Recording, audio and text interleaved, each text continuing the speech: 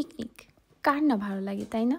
সেই ছোট্টবেলায় সবাই একসাথে বাড়ি বাড়ি গিয়ে চাল কুড়িয়ে তারপর পিকনিক করা হতো।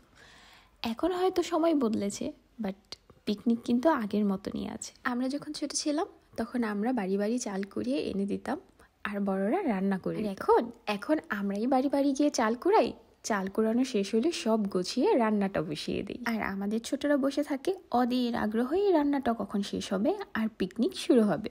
আমাদের মতো বয়সের সংখ্যাটা বেড়েছে ঠিকই, কিন্তু মনটা সেই আগের মতো ছোটই পড়ে আছে। তাই তো মাঝে মাঝে পিকনিক করতে বসে পড়ি সেই ছোটদের নিয়ে। ওদেরও তো শিখতে হবে, তাই না? জীবনে আনন্দ মজা কিভাবে করতে হয় আমরা যদি ওদের না শিখাই তাহলে ওরা শিখবে কি করে? আজকের পিকনিকে একটা জিনিস খুবই ভালো ছিল।